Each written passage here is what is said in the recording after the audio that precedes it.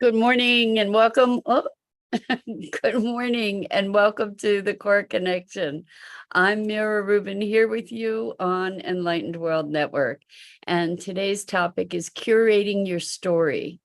And what we mean by that is being very conscious and deliberate about the stories that we tell about ourselves and our lives, particularly to ourselves. But we tend to voice these things to others as well, but mostly to ourselves. And the stories that we tell have a profound impact on our experience. And that's why it's so important to be conscious and deliberate in their management, so to speak. So before we get started, let's take a minute or two to get present. Let's take a deep breath in through your nose and hold it. And imagine clean, crisp oxygen flooding your lungs, flowing into your bloodstream, nourishing all your cells and your organs, bringing vital life energy to your body and being. And as you exhale any tension, stress, negativity, fatigue. And now let's take another deep breath in through your nose and hold it. This time, imagine brilliant, bright light lighting you up from the inside out, illuminating, electrifying, and energizing all your cells, all your electrons, all your molecules, creating a brilliant beam of light from your heart out into the world. And as you exhale any remaining tension, stress, negativity, fatigue. And now let's press our palms together and rub them vigorously against each other to feel the friction, the temperature, the tension. And then as you release your palms from one another, feel the buzzing in your hands and allow all these sensations to bring you present right here, right now, to this remarkable physical form that enables you to experience life. Good morning, and welcome. It's great to be here with you this morning. So, curating your story. So this came up, actually, it came up multiple times yesterday, and actually, I think it comes up with regularity, although not necessarily so explicitly. But I was with a friend who was talking. Good morning, Bernadette. So good to have you here with us this morning. Bernadette says, "Good morning, woohoo, and on time, LOL." Great to have you here, Bernadette, and everybody else who's joining us. So we're talking about curating your story. Good morning, Rosalind. Great to have you here with us this morning.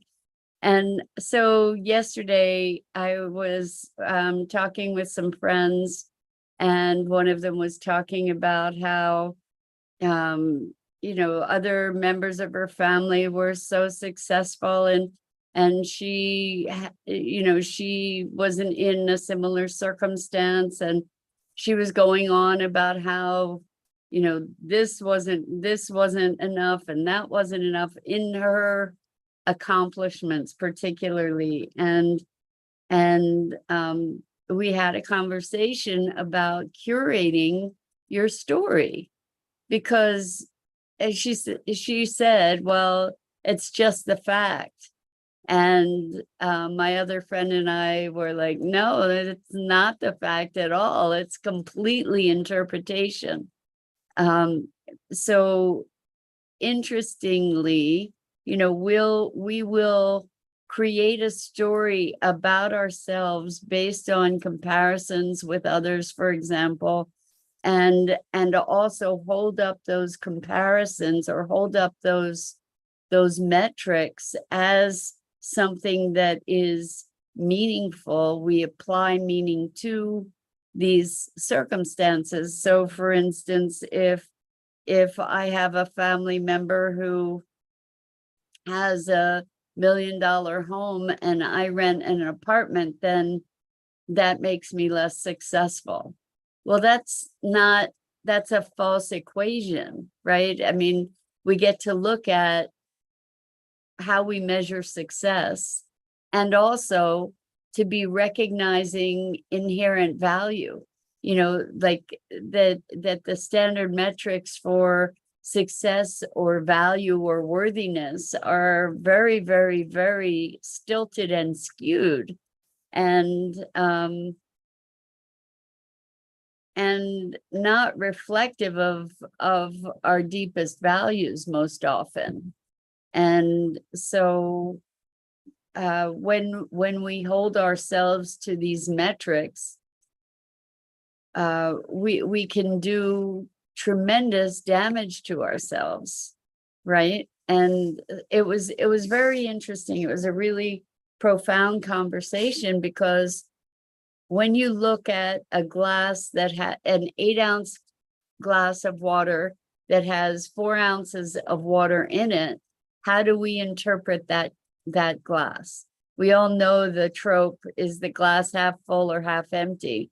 And it's both and neither, right? It's like the half full is an interpretation, half empty is an interpretation, where 4 ounces of water in an 8-ounce glass is more factual, right? And so Bernadette says, material things are only there to enjoy, never to measure one's value. If only we would live that way, Bernadette. Oh my gosh, it would be a very different world. It can all be gone in a heartbeat. Absolutely, absolutely. Our true value is you yourself, 100%. And this goes to the conversation about sufficiency, that we are enough just by virtue of our being here, that in reality, we needn't prove ourselves to anyone in any way, although all our systems are set up for us to be proving ourselves, and for us to be competing, and for us to be differentiating ourselves, and quote unquote excelling, right? It's all measured against other people, which and situations, which creates an othering just by its very nature, which is very much at the heart of the ills that we collectively face globally at the moment. So these false values get to be reassessed in order for us to be able to create a world that can work. So Bernadette says, it's not set up, it's a story we forever tell ourselves. Well, the thing is that the story that we forever tell ourselves is often a story that we learn from our environment, from where we grew up, inside our families, inside our towns, inside our religions, inside our cultures. And we learn these stories, and we don't even know we've learned them. We believe that they're true because that's what we've always known. That's what we were always exposed to. Good morning, Jenny.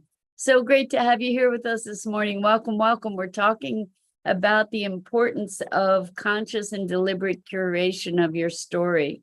And so in this conversation, one of the things that arose that was particularly interesting was the awareness of this conversation that kind of went all the time, the negative self-talk, the conversation about, I'm not good enough, I just got left, I'm this, I'm that, I'm to this, I'm to that, I'm not enough this, I'm not enough that.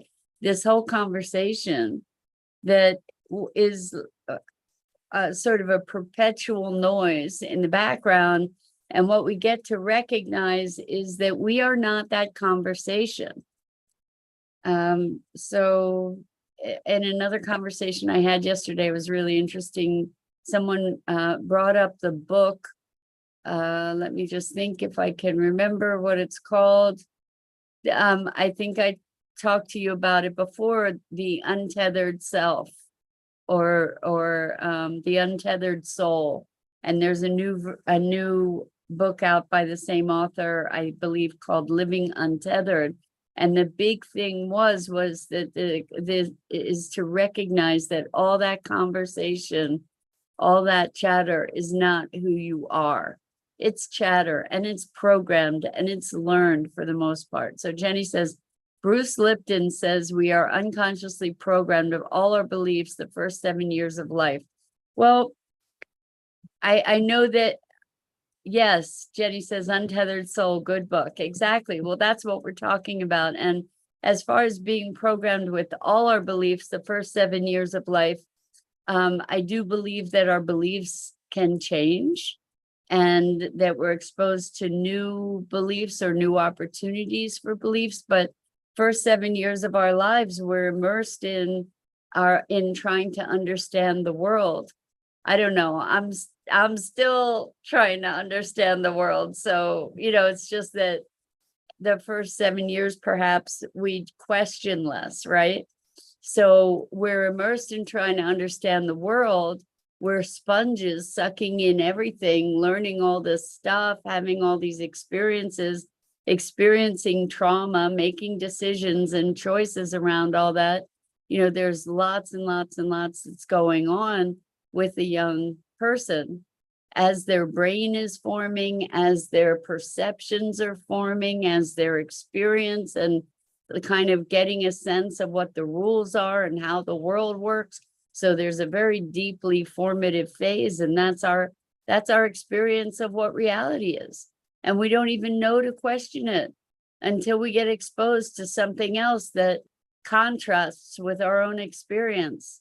So Rosalind says, if the story is I eat healthy, but the meals I actually make are sometimes not all that healthy, we can make peace between the storyteller and the creator. Who's the person making the statement of what is healthy? Yeah, I love this question or conversation, Rosalind, because it takes us into really our multidimensional nature. So when we say, I eat healthy, who is it that's saying I eat healthy? Who is it that's observing whether I actually eat healthy or not? Maybe there's a me that's asserting that I eat healthy, and then there's another level of experience that's saying, well, sometimes I eat healthy and sometimes I don't, but I still overall feel like like there's these levels of observer, of voice, of presence that we are. And I guess what I'm talking about is being the curator of the story too. Jenny says, Dr. Joe Dispenza and Gabor Mate talk about childhood shapes us as adults too. I love Joe Dispenza. I haven't heard of Gabor Mate. And yes, I mean, this is not news. This is kind of Psych 101 to say that our childhood shapes who we become in very, very many ways, as long as the beliefs and traumas and decisions and declarations that we make as children remain hidden or unaccessed or unconscious, then they continue to shape us. And so many of those things, they're patterns, they're things that we learn, so we learn from others how to treat ourselves, and we learn from others how to treat others. So, and we learn from others how to treat them. And so all this learning, these are fundamental patterns that shape us. And Jenny says neglected and unmet needs. Exactly. So let's say there are needs that we have as children that are unmet.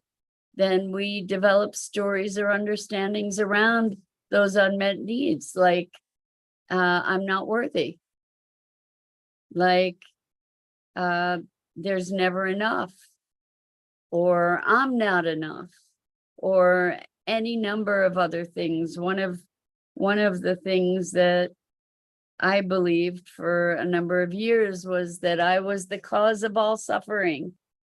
That it was my fault, and I took on responsibility for everything.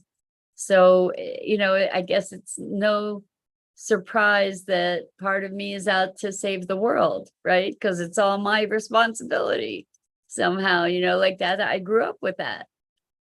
And I know I'm not alone. I know a lot of other folks that are out to save the world and feeling the burden of that responsibility, or the liberation of that responsibility, or empowerment of it. But whatever it is, lots of us feel like it's our responsibility, and I see where that was part of my growing up, is that it was my fault. And so how do you compensate for something that's that you've created? Is you look to create something new or to transform it, right? So Bernadette says, whoops, let's see. Jenny says, trauma. Yep, not enough is true. So yeah, we do learn to believe that we're not enough, or that there isn't enough in the world, like that. We learn scarcity, we learn suffering, we learn anger, we learn intolerance, we learn, maybe if we're fortunate, we learn love and kindness and connection, if we're fortunate. So Bernadette says, we teach people how to treat us, whether it be unconscious or deliberate. It's true. And so one of the things in this conversation from yesterday is in saying, be alert to consciously curating your story.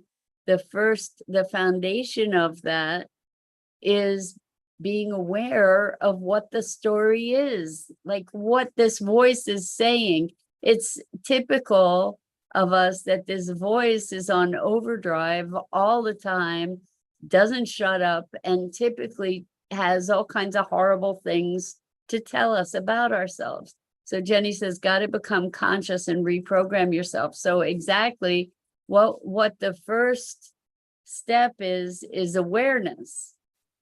Being aware. And so this person yesterday was saying, well, there's all these overwhelming feelings. And I said, yeah, but those feelings are a response to the conversation that's going on in the head, telling you that you're not enough, or that you deserve to be treated poorly, or that you've been discarded and you deserve that. I mean, like, that's the voice that's always got its story going. And when we recognize it, we can say, oh, there's that voice again, not like it's true, not like it even knows what's going on. And we can say, oh, that's that program story, that's the habit, that's the pattern. How can we recraft that story? What's really true? So Jenny says, Rosalind says, in response to Jenny's comment about reprogramming, it's been a lot of unlearning for me. You and everybody, Rosalind, really, because the first step is to become conscious that things don't have to be that way, right? And then to be becoming more aware of what those conversations are, and then reshaping them, or at least shifting our attention away from them to say, oh, okay, there's that gremlin that's just there to keep me small. That's the gremlin. Jenny says, I'm in the middle of learning a new way. I think we all are blazing a new trail, Jenny. In whatever degree, we're still, hopefully, as long as we're growing, what we're doing is exploring new ways of being. And so Bernadette says, my voice chatter just keeps shaking its head and pointing fingers back to me, LOL. So the thing about pointing fingers, when you point a finger, how many fingers are pointing back at you, right? So that voice that's pointing fingers and chattering, we get to change its voice, turn it into a cartoon voice, put a soundtrack on it, make it sound absurd and ridiculous, because it's just noise. It's just noise, and it's there to keep you small. And the thing is, we are here to be an expression of the unique soul song that came to express itself as life moving through us. And that narrative, as Bernadette says, we get to change the narrative. That narrative is designed to keep us from allowing our brilliance to move through us as an expression in the world. And guys, I just want to give you a heads up. Today's Thursday. I will not be here tomorrow. I'm really excited. Not that I won't be here with you, but I'm really excited because I'm going to a mushroom festival over the weekend. It's called Microfest, and it's run by a guy named William Padilla Brown, who is a self-schooled, brilliant mycologist who was featured in the movie Fantastic Fungi. And I'm just really excited about it. I even bought a tent. I don't know if I'll get to use it, but because there's camping, but I may end up not having space to set up my tent, so I might stay elsewhere, but we'll see what happens. It should be a lot of fun. Anyway, that I realized that was a really quick transformation of conversation, but Jenny says, practice self-forgiveness, affirm how awesome you are. So I think self-forgiveness is a really, really, really important thing to do. Oh, and Jenny, you're so funny. Bernadette says, magical, have a wonderful time. And Jenny says, oh, fun, go trip on mushrooms, on shrooms. Well, they're going to be foraging expeditions for, I think tomorrow it's like 4 hours from 10 to 2 to go foraging for mushrooms in the forests. And I'm just really excited because there are so many different kinds of mushrooms, and medicinal mushrooms and magical mushrooms and nutritional mushrooms. And so I'm excited. I really do have a deep curiosity and love for mushrooms and learning about mushrooms. They're really quite remarkable. And if you guys are interested in mushrooms and you haven't already, you're funny, Jenny. If you haven't already discovered him, check out Paul Stamets, Stamets. He's done a bunch of TED Talks on 6 or 7 ways mushrooms can save the world. And it's really, really quite remarkable. Bernadette says, cool, you can teach us what ones are good for us.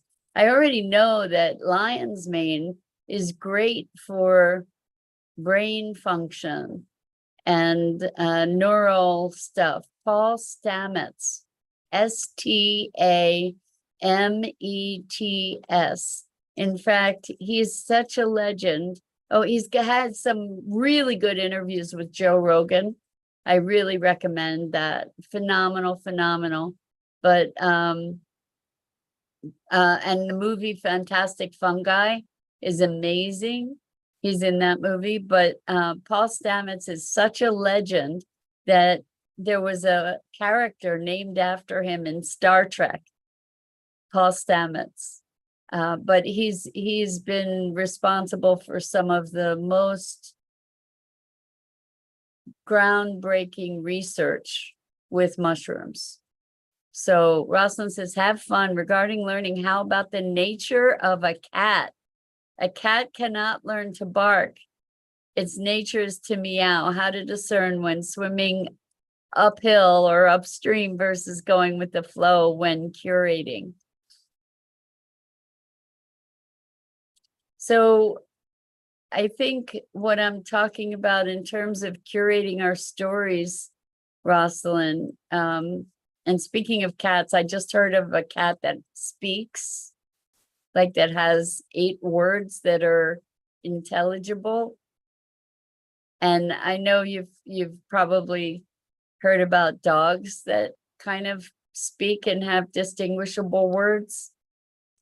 Anyway, that's a whole other story. But as far as curating our story, I'm talking about the interpretation of the facts.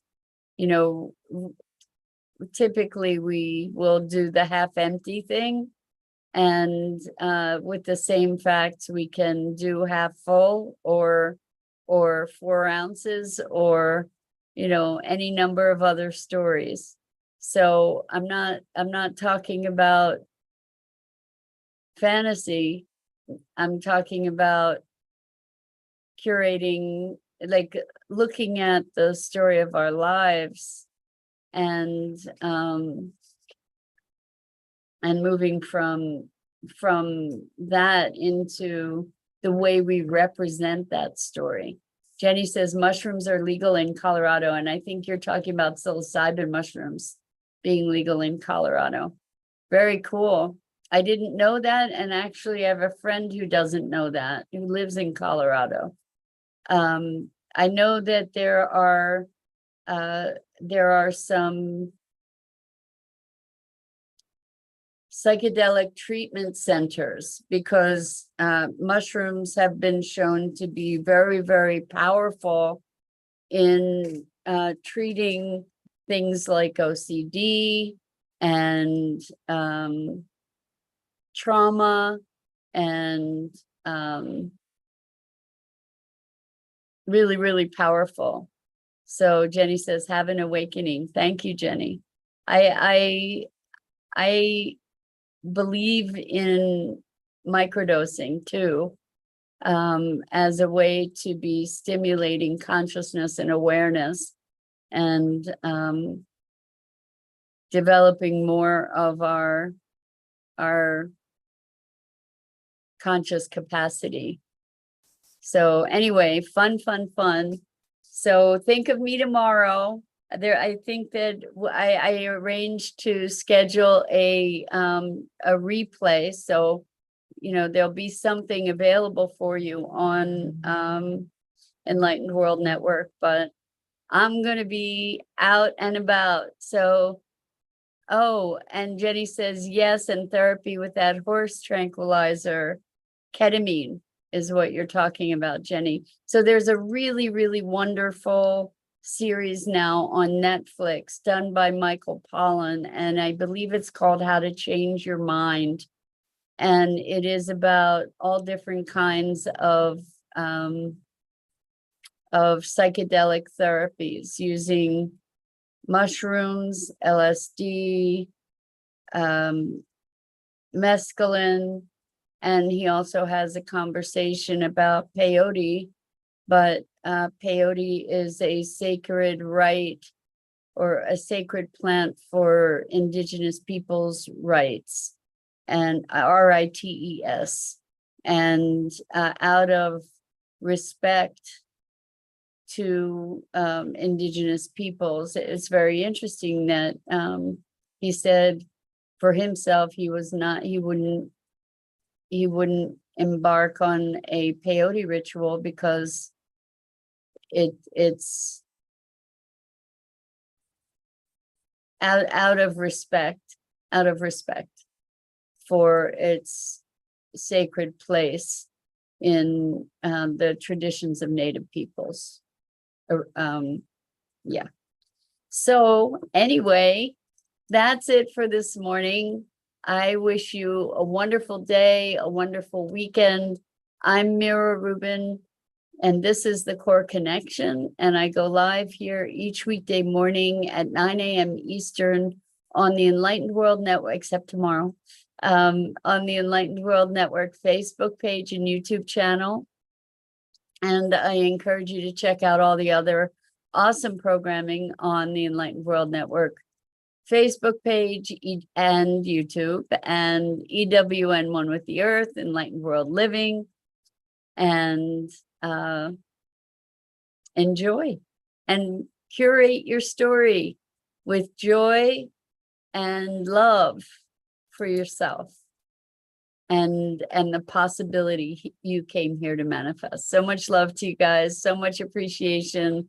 I love our mornings together, and I will look forward to seeing you here hopefully next